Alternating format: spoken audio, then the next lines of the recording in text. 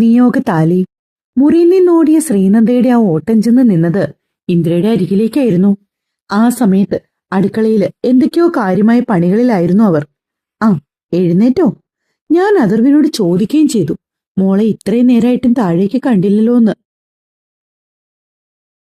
പെട്ടെന്ന് ഇന്ദിര പറഞ്ഞപ്പോ ഒരു പരിങ്ങലോടെ അവരെ തന്നെ നോക്കി നിൽക്കുകയാണ് ശ്രീനന്ദ. അതമ്മേ, ഇന്നിത്തിരി ഉറങ്ങിപ്പോയി. നാളെ ഉറപ്പായിട്ട് ഞാൻ നേരത്തെ എഴുന്നേറ്റ് വന്നോളാം. ഇന്ദിര ശ്രീനന്ദയുടെ മുഖത്തേക്ക് തന്നെ സൂക്ഷിച്ചു നോക്കി. നാളെ നേരത്തെ എഴുന്നേക്കണം. ഈ സമയത്ത് നാളെ എഴുന്നേറ്റാല് എന്റെ കയ്യിൽ നിന്ന് ചട്ടുകം കൊണ്ട് അടി കിട്ടും. അവർ പറഞ്ഞതും ശ്രീ ഒന്ന് പുഞ്ചിരിച്ചു. അതേ, ചിരിയൊന്നും വേണ്ട, ഞാൻ കാര്യമായിട്ട് പറഞ്ഞതാ. നാളെ മുതൽ കുറച്ച് ദിവസത്തേക്ക് ഇനി മര്യാദയ്ക്ക് നേരത്തെ എഴുന്നേറ്റോണം. ഇന്ദിര ശബ്ദത്തിൽ അല്പം ഗൗരവം കലർത്തി പറഞ്ഞതും അവളുടെ നെറ്റി ചുളിഞ്ഞു. അതെന്താമ്മേ, ഭവാനിയമ്മ കുറച്ചു ദിവസം ലീവ് എടുക്കുന്നുണ്ടോ? അപ്പോഴാണ് ഇന്ദിരയ്ക്ക് മനസ്സിലായത് ശ്രീനന്ദ ഏതു വഴിയാണ് ചിന്തിച്ചു പോകുന്നതെന്ന്. ഷോ, ഈ കുട്ടിയുടെ കാര്യം ഇതിങ്ങനെ ഓർത്തോ ദൈവമേ, അവർ പിറുപിറുത്തു. എന്റെ കുഞ്ഞേ, കാലത്തെ എണീറ്റ് മര്യാദയ്ക്ക് മുറിയിലിരുന്ന് 4 അക്ഷരം പഠിച്ചോണം. പരീക്ഷയാണ് വരാൻ പോകുന്നത്. പഠിച്ചുകൊണ്ടിരുന്ന കുട്ടിയെ വിവാഹം കഴിപ്പിച്ചു എന്ന പേരിൽ എന്നെ എന്റെ മോനെയും കുറെ പേര് കുറ്റപ്പെടുത്തിയതാണ്. നിന്റെ റിസൾട്ട് അവർക്ക് എല്ലാവർക്കും ഉള്ള ഒരു മറുപടി ആയിരിക്കണം, കേട്ടല്ലോ? അവൾ മൂളി. നിനക്ക് മാർക്ക് കുറഞ്ഞാൽ ബന്ധുക്കൾ എല്ലാവരും അഥർവിനെ കുറ്റപ്പെടുത്തുമോളെ. അതിന് ഏട്ടൻ എന്ത് ചെയ്തു ഉമ്മേ? ശ്രീനന്ദ വെപ്രാളത്തോടെ ഇന്ദിരയെ നോക്കി. അതോടെ ഇന്ദിരയ്ക്ക് മനസ്സിലായി താൻ പറഞ്ഞ കാര്യം കുറേശ്ശെ ഏറ്റിട്ടുണ്ടെന്ന്. അവനൊന്നും ചെയ്യണ്ട, അവർക്കതൊന്നും അറിയണ്ടല്ലോ. എന്തിനധികം പറയുന്നത്? നിന്റെ സ്കൂളിലെ ടീച്ചേഴ്സ് ആണെങ്കിൽ പോലും പറയില്ലേ വിവാഹം കഴിച്ചതോടുകൂടി ശ്രീനന്ദ പഠനത്തിൽ ഉഴപ്പാണെന്ന്. അങ്ങനെ ആരെ കൊണ്ടും പറയിക്കരുത്. മാർക്ക് വാങ്ങി പഠിച്ച് ഒരു ജോലി മേടിക്കണം. അതുകൊണ്ട് രാവിലെ നേരത്തെ തന്നെ എഴുന്നേറ്റ് പഠിക്കണം. അവൾ ചുമൽ ചലിപ്പിച്ചു. ആര്യൻകുട്ടന്റെ കൂടെയുള്ള കളിയും ചിരിയൊക്കെ അങ്ങ് കുറച്ച് നിർത്തിക്കോണം കേട്ടോ. അത് കേട്ടത് അവളുടെ മിഴികൾ ചുരുങ്ങി. എന്തായാലും ഈ സെമസ്റ്റർ കഴിയുമ്പോ 2-3 ആഴ്ചയെങ്കിലും സെം ബ്രേക്ക് കിട്ടൂലോ. ആ സമയത്ത് നിങ്ങൾക്ക് രണ്ടുപേർക്കും ആവശ്യം പോലെ കളിക്കോ ചിരിക്കോ എന്തെങ്കിലുമൊക്കെ ചെയ്യാം. അതുകൊണ്ട് തൽക്കാലം മോൾ പഠനത്തെക്കുറിച്ച് മാത്രം ചിന്തിക്കണം, കേട്ടോ? ശ്രീനന്ദയുടെ തലമുടി അരുമയായി തഴുകിക്കൊണ്ടാണ് ഇന്ദിര അത് പറഞ്ഞത്. അവൾ അവരെ നോക്കി. അപ്പോഴും തലകുലുക്കി. അതേ സമയം തന്നെ ഓഫീസിലായിരുന്നു അഥർവ്. ഓഫീസിലേക്ക് പോകുവാനായി അഥർവ് താഴേക്കിറങ്ങി വന്നത്. അമ്മയും മോളും അടുക്കളയില് കാര്യമായിട്ട് എന്തോ പറയുന്നത് കേട്ടുകൊണ്ടാണ് അഥർവ് അവിടേക്ക് ചെന്നത്. ആ, നീ പോകാൻ ഇറങ്ങിയോ മോനെ? അവർ ചോദിച്ചു. ഇപ്പൊ തന്നെ സമയം ലേറ്റായി. അവൻ അതും പറഞ്ഞുകൊണ്ട് വാച്ചിലേക്ക് നോക്കി. അതൊക്കെ പോട്ടെ, ആരാ നിന്റെ കഴുത്തി പിടിച്ചത്? പെട്ടെന്ന് ഇന്ദിര അത് ചോദിച്ചപ്പോഴാണ് ശ്രീനന്ദയുടെ ശ്രദ്ധയും അവിടേക്ക് നീണ്ടത്. മറ്റൊന്നും കൊണ്ടല്ല, അഥർവിന്റെ ഷർട്ടിന്റെ കോളർ ഭാഗം വല്ലാതെ ചുളുങ്ങിയിരിക്കുന്നു. റെഡിയായി കഴിഞ്ഞ് നീ കുഞ്ഞിനെ എടുത്തോടാ. അമ്മ പറയുന്ന കേട്ട് അഥർവിനെ നോക്കാതെ ഉമിനീരിറക്കിപ്പോയി ശ്രീനന്ദ. അത് പിന്നെ അമ്മേ, ഞാൻ ഞാൻ അഥർവ് എന്ത് ചെയ്യണമെന്നറിയാതെ നിന്നു. ഇനി നിന്ന് കറങ്ങാതെ വേഗം ഷർട്ട് മാറ്റിയിട്ട് ഓഫീസിൽ പോകാൻ നോക്ക്. ഇപ്പൊ തന്നെ താമസിച്ചൊന്നല്ലേ നീ പറഞ്ഞത്? ഇന്ദിര അഥർവിനെ നോക്കി കളിയാക്കി ചിരിയോടെ പറഞ്ഞു. ശ്രീനന്ദയ്ക്കും ചിരി വന്നു പോയി. അതേസമയം ശ്രീനന്ദ ചിരിക്കുന്നത് കണ്ടതും അഥർവ് അവളെ രൂക്ഷമായി നോക്കിക്കൊണ്ട് ധൃതിയിൽ മുകളിലേക്ക് കയറിപ്പോയി. ഇന്ദിര മെല്ലെ അവളുടെ ചെവിക്ക് പിടിച്ചു. അവന്റെ കഴുത്തിൽ കയറി പിടിച്ച യക്ഷി നീയാണെന്ന് എനിക്കറിയാട്ടോ. ഇന്ദിര പറഞ്ഞപ്പോ ശ്രീനന്ദ പെട്ടെന്ന് അവരെ പിന്നിൽ നിന്ന് കെട്ടിപ്പിടിച്ച് അവരുടെ പുറത്തേക്ക് മുഖം അമർത്തി വെച്ച് നിന്നു. അതെ, വേഗം പോയി ബ്രഷ് ചെയ്തു വന്ന് ആഹാരമൊക്കെ കഴിച്ചിട്ട് പോയിരുന്നു പഠിക്കാൻ നോക്ക്. ഇന്ദിര ശ്രീനന്ദയെ പിന്നെയും അതുതന്നെ ഓർമ്മിപ്പിച്ചു. അവർ പറഞ്ഞത് പ്രകാരം അവൾ ബ്രഷ് ചെയ്യാനായി മുകളിലേക്ക് പോകുന്ന നേരത്താണ് അഥർവ് ഷർട്ടൊക്കെ മാറ്റി താഴേക്ക് ഇറങ്ങി വന്നത്. ഒരു വേള ഇരുവരുടെയും കണ്ണുകൾ തമ്മിൽ ഉടക്കി. അഥർവിന്റെ കണ്ണുകൾ 4 പാടും പാഞ്ഞു. അവിടെ എങ്ങും ആരും ഇല്ലെന്ന് കണ്ടതും അഥർവ് മുകളിലേക്ക് കയറാൻ തുടങ്ങിയ ശ്രീനന്ദയെ വലിച്ചവനിലേക്ക് അടുപ്പിച്ചു. അമ്മയോട് ഞാൻ പറയട്ടെ? എന്ത്? അമ്മയുടെ മകനെ ഈ രീതിയിലാക്കിയത് നീയാണെന്ന് അഥർവ് അവളെ കണ്ണു ചുരുക്കി നോക്കിക്കൊണ്ട് ചോദിച്ചു. പറഞ്ഞു. അപ്പോ എനിക്കും ചിലത് പറയാൻ തോന്നും. ശ്രീനന്ദ അവന്റെ കാതോരം മെല്ലെ മന്ത്രിച്ചു. എന്ത്? അഥർവ് ചോദിച്ചു. ഞാൻ എന്തിനാ അങ്ങനെ ചെയ്തതെന്ന്. അവളത് പറഞ്ഞതും അഥർവ് പതിയെ അവളുടെ അരക്കെട്ടിലെ പിടുത്തു അയച്ചു. മറ്റൊന്നും കൊണ്ടല്ല, ശ്രീനന്ദി ഒരു പൊട്ടി പെണ്ണാണ്. ചിലപ്പോൾ അവൾ ഇന്ദിരയോട് പോയി പറഞ്ഞെന്നിരിക്കും.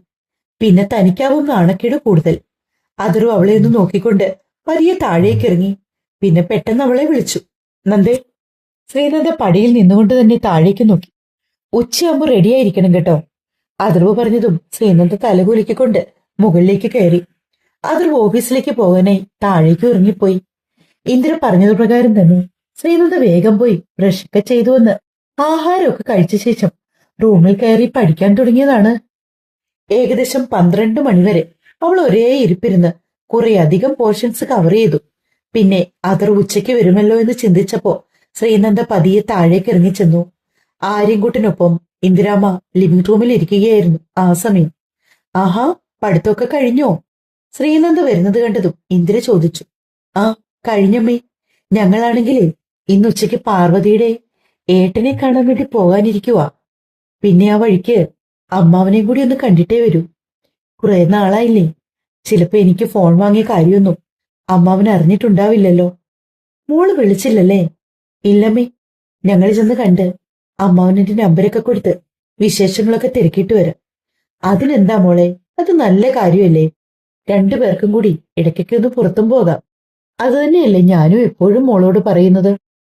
ശ്രീനന്ദ അല്പം മടിയോടെ പേടിയോടെ കാര്യങ്ങൾ അവതരിപ്പിക്കുന്നത് കണ്ടതും ഇന്ദിര അവളെ ചേർത്ത് പിടിച്ചുകൊണ്ട് പറഞ്ഞു. എങ്കിൽ പിന്നെ ഒരു കാര്യം ചെയ്യാം. ഞങ്ങൾ ആര്യൻകുട്ടിനെയും കൂട്ടിക്കൊണ്ടു പോകാം. അമ്മ അവനെ ഒന്ന് റെഡിയാക്കാവോ? ശ്രീനന്ദ ചോദിച്ചു. പക്ഷെ എന്തുകൊണ്ടോ ഇന്ദിരയ്ക്ക് തോന്നി ഈ യാത്രയില് അവർ രണ്ടുപേരും മാത്രമായി ഇരിക്കുന്നതാണ് അതിന്റെ ഭംഗിയെന്ന്. മോളെ, അതൊന്നും കുഴപ്പമില്ല. നിങ്ങൾ രണ്ടുപേരും പോയിട്ട് വാ. പിന്നെ ഹോസ്പിറ്റലിലേക്ക് പോകുമ്പോ ആര്യൻകുട്ടിനെ കൊണ്ടുപോയി ശരിയാവില്ല. അവന്റെ അസുഖം മാറി വരുന്നതല്ലേ ഉള്ളൂ. ഇന്ദിര പറഞ്ഞപ്പോഴാണ് ശ്രീനന്ദയും ആലോചനയോടെ അതേപ്പറ്റി ചിന്തിച്ചത്. അത് ശരിയമ്മേ, ഞാൻ കാര്യങ്ങ് വിട്ടുപോയി. ആ, എന്തായാലും സാരമില്ല. മോള് വേഗം ആഹാരം കഴിക്ക്. എന്നിട്ട് റെഡിയായി നിൽക്ക്. അതാവുമ്പോ അഥർവ് വന്ന് ആഹാരം കഴിച്ചിട്ട് രണ്ടുപേർക്കും നേരെ പോകാലോ. ശരിയമ്മേ. അതും പറഞ്ഞുകൊണ്ട് ശ്രീനന്ദ നേരെ പോയി ആഹാരം കഴിച്ച് തിരികെ മുറിയിലേക്ക് ചെന്നു. കോളേജിലേക്കല്ലാതെ അവൾ അങ്ങനെ അഥർവിനൊപ്പം എവിടേക്കും ഇതുവരെ ഒറ്റയ്ക്കൊന്നും പോയിട്ടില്ല. മുമ്പ് പോയിട്ടുണ്ടെങ്കിൽ പോലും തങ്ങൾ തമ്മിൽ വലിയ അകലം ഉണ്ടായിരുന്നു ആ സമയങ്ങളിലൊക്കെ. ഇരു ധ്രുവങ്ങളിൽ നിന്ന് 2 പേരായിരുന്നു. പക്ഷെ ഇപ്പൊ അങ്ങനെയല്ല. മനസ്സിന് ചെറിയ ചില ചാഞ്ചാട്ടമൊക്കെയുള്ള നേരമാണ്. ഏട്ടൻ വരുന്ന സമയമാകും തോറും തന്റെ ഹൃദയത്തിൽ ഒരു പിരിമുറുക്കം പോലെ അവൾക്ക് തോന്നിത്തുടങ്ങും. എങ്ങനെയെങ്കിലും ആളിങ്ങി എത്തിയാൽ മതിയെന്ന് അവളുടെ മനം മന്ത്രിച്ചുകൊണ്ടേയിരിക്കും. ചുരുങ്ങിയ ദിവസങ്ങൾ കൊണ്ട് അഥർവ് അവളുടെ പ്രാണനായി മാറി. അഥർവിനൊപ്പം പോകുന്നത് ഓർത്തപ്പോ അറിയാതെ ഒരു ഇളം ചിരി വന്ന് അവളുടെ അധരങ്ങളെ പൊതിഞ്ഞിരുന്നു. അലമാരയില് ഇന്ദിര വാങ്ങി നൽകിയിരിക്കുന്ന ഒരുപാട് വസ്ത്രങ്ങളുണ്ട്. അതിൽ ഓരോന്നിലൂടെയും ശ്രീനന്ദയുടെ കണ്ണുകൾ ഓടി നടന്നു. ഏതിടണം? ആദ്യമായിട്ടാണ് ഇങ്ങനൊരു കൺഫ്യൂഷനൊക്കെ. മുമ്പ് കയ്യിൽ കിട്ടുന്ന ഏതെങ്കിലും ഒരു വസ്ത്രവും എടുത്തിട്ട് പോകുന്നവൾക്ക് ഇന്നെന്തോ എല്ലാത്തിനും ഒരു വല്ലാത്ത വെപ്രാളവും പരവേശവും. എന്നിട്ടവൾ ഇന്ദിര വാങ്ങി നൽകിയതിൽ നിന്ന് ഒരു olive green colour simple churidar എടുത്തിട്ടു. അതിന്റെ ഷോള് വെറുതെ കഴുത്തിലൂടെ ചുറ്റിയിട്ട് കൂടി പോണിട്ടേൽ കെട്ടി മുഖത്ത് ചെറിയ രീതിയിൽ മേക്കപ്പ് ചെയ്ത് നെറ്റിയിലൊരു കുഞ്ഞി കറുത്ത പൊട്ട് തൊട്ട് ചുണ്ടിൽ അല്പം ലിപ് ബാമിന് ശേഷം നേർത്തൊരു ലിപ്സ്റ്റിക്കും തേച്ചു. കണ്ണാടിയിൽ നോക്കിയ ശ്രീനന്ദ തന്റെ പ്രതിബിംബത്തിലേക്ക് കുറച്ചു നേരം നോക്കി അങ്ങനെ നിന്നു. ലിപ്സ്റ്റിക് ഇട്ടിട്ട് ആകെ ഒരു ബുദ്ധിമുട്ട്. ഏട്ടന് ഇഷ്ടാവോ? അത് പിന്നീട് ചൂണ്ടുവിരൽ കൊണ്ട് തുടച്ചു നീക്കി. അപ്പോഴാണ് കണ്ണുകൾക്കൊരു തിളക്കക്കുറവ് പോലെ തോന്നിയത്. ഡ്രസ്സിംഗ് ടേബിളിൽ ഇരുന്ന ഐലൈനർ എടുത്ത് കട്ടി കുറച്ച് കണ്ണിൽ കൂടി എഴുതി. ഇത്തിരി കരിയെടുത്ത് കണ്ണിന്റെ ഉള്ളിലും. എല്ലാം കൊണ്ടും വല്ലാത്തൊരു ഭംഗി തോന്നിച്ചു അവൾക്ക് ആ സമയം. പിന്നെയും എന്തോ ഒരു കുറവ്. ഏറെ നേരം കണ്ണാടിയിലേക്ക് നോക്കി നിന്ന ശേഷം ശ്രീനന്ദയുടെ ചുണ്ടില് ഒരു ചെറു പുഞ്ചിരി വിടർന്നു. അവൾ സിന്ദൂരത്തിന്റെ സ്റ്റിക്ക് എടുത്ത് പതിയെ വളരെ നേർത്ത രീതിയിൽ നെറുകയിൽ ചെറുതായിട്ട് ഒന്ന് വരച്ചു വിട്ടു. താനാകെ മാറിപ്പോയതുപോലെ ശ്രീനന്ദയ്ക്ക് ആ നിമിഷം തോന്നി. വിവാഹം കഴിഞ്ഞതിന് ശേഷം 1 or 2 പ്രാവശ്യം സിന്ദൂരം തൊട്ടിട്ടുണ്ടെന്നല്ലാതെ പിന്നെ താൻ അതേക്കുറിച്ചൊന്നും ചിന്തിച്ചിട്ടുകൂടിയില്ല. കോളേജിൽ പോകുമ്പോ ചില ദിവസങ്ങളില് പൊട്ടുപോലും വെക്കാൻ മറന്നിട്ടാണ് പോകുന്നത്. അതുകൊണ്ട് തന്നെ സിന്ദൂരം അത്ര പ്രാധാന്യമുള്ള ഒന്നാണെന്ന് ശ്രീനന്ദയ്ക്ക് തോന്നിയിട്ടും ഉണ്ടായിരുന്നില്ല. എന്നാൽ ഇപ്പൊ തന്നെ കാണാനൊക്കെ ഒരു പ്രത്യേക ചന്തമുണ്ട്.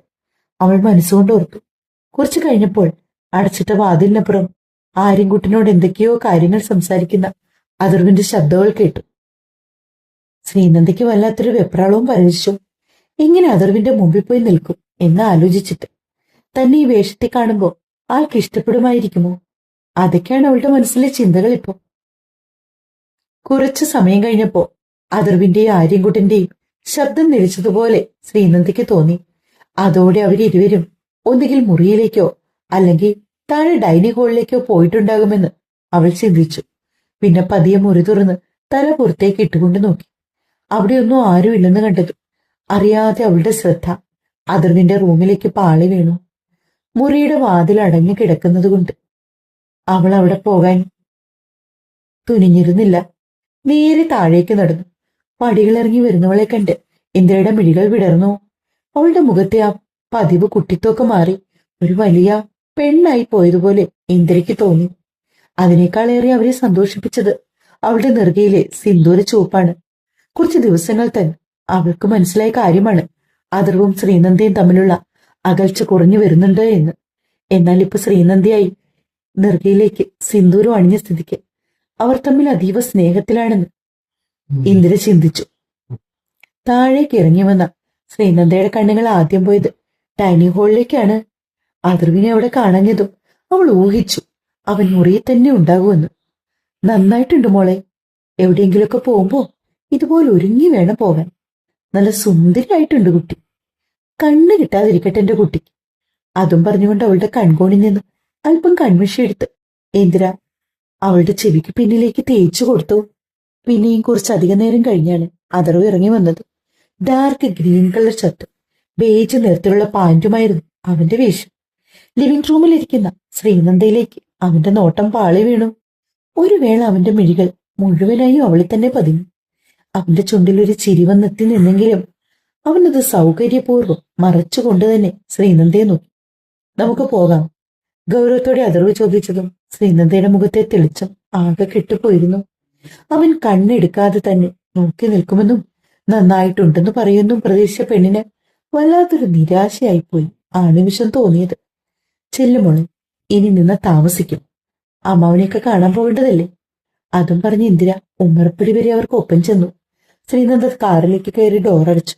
പിന്നാലെ അഥർവും. ആര്യൻകുട്ടൻ ഇരുവർക്കും ടാറ്റ കൊടുത്തുകൊണ്ട് ഇന്ദിരയോടൊപ്പം ഉമ്മറപ്പടിയിൽ തന്നെ നിൽക്കുന്നുണ്ടായിരുന്നു. കാറിൽ കയറിയതു മുതൽ ശ്രീനന്ദയുടെ മുഖം വീർത്തിരിക്കുകയാണ്. വണ്ടി ഓടിക്കുന്നതിനിടയിൽ അഥർവ് അതൊക്കെ കാര്യമായി ശ്രദ്ധിക്കുന്നുണ്ടായിരുന്നു. എന്നിട്ട് അവളോടൊന്നും മിണ്ടാൻ തോന്നിയില്ല അവന്. അല്പനേരം കഴിഞ്ഞ് വണ്ടി സിഗ്നലിൽ നിർത്തിയിട്ട സമയം അഥർവ് മെല്ലെ ചൂണ്ടുവിരൽ ഉപയോഗിച്ച് ശ്രീനന്ദയുടെ വീർത്തിരിക്കുന്ന കവിളിലേക്ക് ഒന്ന് കുത്തിവിട്ടു. ലേശം കിറുവോടെ ശ്രീനന്ദ അഥർവിനെ നോക്കി. എന്താടോ, എന്തു പറ്റി? തന്റെ മുഖം എന്താ വീർത്തിരിക്കുന്നേ? കടന്നലും വല്ലതും കുത്തിയോ? ആ, കുത്തി. വീർപ്പിച്ചു തന്നെ പെണ്ണ് പറഞ്ഞു. എന്റെ അമ്മേനോടൊന്നും പറഞ്ഞില്ലല്ലോ നന്ദേ. അഥർവ് ആലോചനയോടെ ചോദിച്ചുകൊണ്ട് ശ്രീനന്ദയെ തന്നെ നോക്കി. അതുകൂടി കേട്ടതോടെ അവളുടെ മുഖം ഒന്ന് കൂടി വീർത്തൊരു കുട്ടിക്കലം പോലെയായി. പെട്ടെന്നൊരു ബൈക്കുകാരൻ ഇടയ്ക്കുകൂടി വന്നപ്പോ അവൻ തന്റെ വണ്ടി ഒന്ന് വെട്ടിച്ചു. യോ, ഈ ഏട്ടൻ നേരെ നോക്കി വണ്ടി ഓടിക്കുന്നുണ്ടോ? ശ്രീനന്ദ അല്പം ദേഷ്യത്തിലാണ് പറയുന്നത്. അഥർവിന്റെ കണ്ണുകൾ ഇനിയും തെളിയാത്ത സിഗ്നലിലേക്ക് നീണ്ടു. അതിന് എനിക്ക് കണ്ണു കാണാൻ പറ്റില്ലേ? അവിടെ റെഡ് കത്തി കിടക്കുവാണ്. അഥർവ് അത് പറഞ്ഞതും ശ്രീനന്ദ കൂടുതലൊന്നും പറയാതെ അതേ ഇരിപ്പിരുന്നു. അവളുടെ ആ ഇരിപ്പും മട്ടും ഭാവവും കാണിക്കും അഥർവിന് വല്ലാത്ത ചിരി വന്നു പോയി. പൊട്ടി വന്ന ചിരി കടിച്ചു പിടിച്ച് അവൻ പിന്നെയും അവളെ തന്നെ കണ്ണുമ ചിമ്മാതെ നോക്കി. എന്തൊക്കെ പറഞ്ഞാലും പെണ്ണിനെ കാണാൻ നല്ല ഭംഗിയുണ്ട് കേട്ടോ. പെട്ടെന്ന് അഥർവ് പറഞ്ഞതും ശ്രീനന്ദയ്ക്ക് വല്ലാത്ത സന്തോഷം തോന്നി. എങ്കിലും അവളത് മുഖത്ത് പ്രകടിപ്പിച്ചില്ല. ഈ സുന്ദരി പാറുവിനെ ആരെങ്കിലും കണ്ണു വെക്കുവാവോ? ഓ, വലിയ കാര്യമായി പോയി. അല്ലെങ്കിലും എനിക്കറിയാം ഞാനൊരു സുന്ദരിയാണെന്ന്, ശ്രീനന്ദ ഉടനെ പറഞ്ഞു. അതിന് തന്റെ കാര്യം ആരാ പറഞ്ഞേ? താനൊന്ന് നോക്കിയേ. ദാ ആ റോഡ് ക്രോസ് ചെയ്യുന്ന പെൺകുട്ടിയെ നോക്കിയേ. എന്ത് ഭംഗിയല്ലേ ആ കുട്ടിയുടെ മുടി കാണാൻ. നല്ല കണ്ണും നീണ്ട മൂക്കും. അഥർവ പെണ്ണിനെ നോക്കി വർണ്ണിക്കുന്ന കേട്ട് ശ്രീനന്ദയ്ക്ക് ദേഷ്യം കൂടി. അവൾ ശക്തിയോടെ അവന്റെ കൈത്തുടയിൽ അടിച്ചു. അതിന് താനെതിരെ എന്നെ തല്ലിയത്? മറ്റുള്ളവർ നന്നായിട്ട് വന്നാൽ അവരെ അപ്രീഷിയേറ്റ് ചെയ്യണം. അതൊക്കെ നല്ല ക്വാളിറ്റി ആണ് നന്ദ. അതറിയാമോ ഇയാൾക്ക്? അതിർവ് ചോദിച്ചതും പിന്നെ അവൾ ഒന്നും മിണ്ടിയില്ല. അവൾക്ക് വല്ലാത്ത വിഷമം തോന്നി. തൊണ്ടക്കുഴി വരെ വന്നെത്തിയ ഒരു സങ്കടം കണ്ണുനീരായി പുറത്തേക്ക് വരാതെയും പരിഭവമായി പറയാതെയും മിഴിവോടെ അവിടെ നിന്ന്. ശ്രീനന്ദയ്ക്ക് നെഞ്ചു വിങ്ങി. പാർവതിയുടെ ഏട്ടൻ ഏത് ഫ്ലോറിലാ കിടക്കുന്നതെന്ന് പറഞ്ഞത്? അതിർവ് പോകുന്ന വഴിക്ക് ശ്രീനന്ദയോട് ഒരു സംസാരത്തിന് തുടക്കം കുറിക്കാൻ വേണ്ടി ചോദിച്ചത്. ശ്രീനന്ദ കയ്യിലിരുന്ന ഫോണിലേക്ക് പാർവതിയുടെ വാട്സപ്പ് ചാറ്റ് ഒന്ന് ഓണാക്കി. അവനെ നേർക്ക് നീട്ടിപ്പിടിച്ചു. അതിലുണ്ടായിരുന്നില്ല. അതിർവിനോട് ഇനി സംസാരിക്കാൻ താല്പര്യമില്ല എന്നൊരു രീതിയിലാണ് ശ്രീനന്ദ അങ്ങനെ ചെയ്തതെങ്കിലും അവരുടെ ആ പരിഭവവും കുറുമ്പും കാണിക്കെ അവന് കൂടുതൽ ചിരി വന്നു പോയി. കുറച്ച് സമയങ്ങൾക്ക് ശേഷം അവരുടെ കാറ് ആ വലിയ ഹോസ്പിറ്റലിന്റെ പാർക്കിങ്ങിലേക്ക് ചെന്നു. മുൻപിൽ തലയുയർത്തി നിൽക്കുന്ന ആ വലിയ കെട്ടിട സമുച്ചയത്തിലേക്ക് ശ്രീനന്ദ നോക്കി. അവൾ ആദ്യമായിട്ടായിരുന്നു പാർവതിയുടെ അച്ഛനും അമ്മയും ജോലി ചെയ്യുന്ന ആശുപത്രി നേരിട്ട് കാണുന്നത്. ശ്രീനന്ദയുടെ മുഖം അല്പം ഉയരത്തിലേക്ക് നീണ്ടു. തല ഉയർത്തി നോക്കിയാൽ കഴുത്ത് വേദനിക്കുന്നത്ര ഉയരത്തിലുള്ള ഒരു വലിയ കെട്ടിടം. എന്തു വലിയ ആശുപത്രിയാ, ശ്രീ മനസ്സിൽ പറഞ്ഞു. പക്ഷെ അതിർവ് അത് കേട്ടിരുന്നു. വാ ഇറങ്ങ. അതിർവ് പറഞ്ഞതും ശ്രീനന്ദ പ്രത്യേകിച്ച് ഒന്നും പറയാതെ നോക്കി. അവള് മനസ്സിൽ ചിലതൊക്കെ കണക്കൂട്ടി വെച്ചിട്ടുണ്ടായിരുന്നു.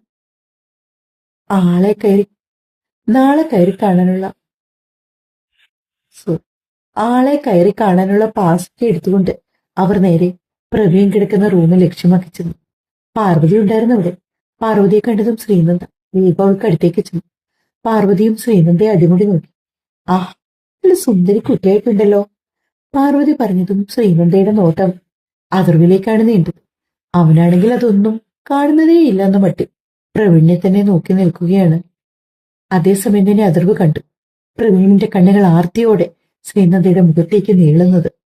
എന്തോ അതിർവിന് വല്ലാത്തൊരു തരം അസ്വസ്ഥത തോന്നി. ശ്രീനന്ദ പ്രവീൺ കിടന്നിരുന്ന ബെഡിനടുത്തേക്ക് ചെന്നു. അവന്റെ ഒടിഞ്ഞിരിക്കുന്ന കൈയൊക്കെ കണ്ടത് ശ്രീനന്ദയ്ക്കൊരു വല്ലായ്മ തോന്നി. പാവം, അവൾ മനസ്സിൽ പറഞ്ഞുകൊണ്ട് പ്രവീണിനെ നോക്കി ഒന്ന് പുഞ്ചിരിച്ചു. ഇപ്പൊ എങ്ങനെയുണ്ട് പ്രവീണേട്ടാ? കുഴപ്പമില്ലടോ, ഭയങ്കര ബോഡി പെയിൻ ഉണ്ട്. അതിർവിനെയും ശ്രീനന്ദയും ഒന്ന് നോക്കി ചുണ്ടിലെ മായാത്ത പുഞ്ചിരിയോടെ പ്രവീൺ പറഞ്ഞു. ഈശ്വരന്റെ അനുഗ്രഹത്താ വേറൊന്നും പറ്റിയില്ലല്ലോ ഏട്ടാ.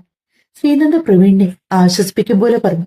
അതേസമയം അതിർവിന്റെ കണ്ണുകൾ മുഴുവൻ നീണ്ടത് പ്രവീണിന്റെ മിഴികളിലേക്കാണ്. അവന്റെ കണ്ണിൽ തിങ്ങി നിറഞ്ഞു നിൽക്കുന്ന നഷ്ടബോധം അതിർവിനെ ഒന്നാകെ പിടിച്ചുലച്ചു. സൂക്ഷിച്ചു നോക്കിയാൽ കാണാൻ കഴിയുന്ന പ്രവീണിന്റെ കൺകോണിൽ പടരുന്ന നനവ്. അതിർവ് വീണ്ടും വീണ്ടും അസ്വസ്ഥനായി. അവന് ആ ശീതീകരിച്ച മുറിയിലും ശ്വാസം മുട്ടും പോലെ ഒരു തോന്നൽ അനുഭവപ്പെട്ടു. അതിർവ് ചേട്ടൻ എന്താ ഇവിടെ നിൽക്കുന്നേ? ഇരിക്ക്. അവിടെ ഇട്ടിരുന്ന സോഫയിലേക്ക് കൈ ചൂണ്ടിക്കൊണ്ട് പാർവതി പറഞ്ഞു. അതിർവ് അവളെയൊന്ന് നോക്കി ചിരിച്ചുകൊണ്ട് അവിടേക്കിരുന്നു.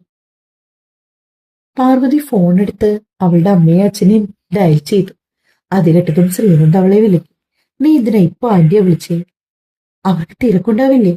ഇല്ലടി, രണ്ടുപേരുടെ ഷിഫ്റ്റ് കഴിഞ്ഞു. ഇപ്പോ ഇങ്ങോട്ടേക്ക് വരുമെന്ന് പറഞ്ഞു. ഞാൻ പിന്നെ അതുകൊണ്ടാ നീ വരുന്ന കാര്യം കൂടി വിളിച്ചു പറഞ്ഞത്. അല്ലെങ്കിൽ അവർ അവിടെ വർത്താനം പറഞ്ഞു നിൽക്കും. പാർവതി പറഞ്ഞതും ശ്രീനന്ദ പ്രവീണിന്റെ ബെഡിലേക്ക് ചാരി അവന്റെ മുഖത്തേക്ക് തന്നെ നോക്കിക്കൊണ്ടിരുന്നു. അല്പസമയത്തിന് ശേഷം പാർവതിയുടെ അച്ഛനും അമ്മയും ആ റൂമിലേക്ക് വന്നു. അവരെ കണ്ടതും ബഹുമാനപൂർവ്വം അതിർവും ഇരുന്നിടത്തും എഴുന്നേറ്റു. തുടരും. കഥ വായിച്ചിട്ട് ഇഷ്ടമെങ്കിൽ സപ്പോർട്ട് തരാൻ മറക്കല്ലേ. ഒപ്പം നിങ്ങളുടെ കമന്റും ലൈക്കും. നിങ്ങളെപ്പോലെ കഥ വായിക്കാൻ ഇഷ്ടമുള്ളവർക്ക് ഈ ചാനല് ഒന്ന് ഷെയർ ചെയ്ത് കൊടുക്കണേ.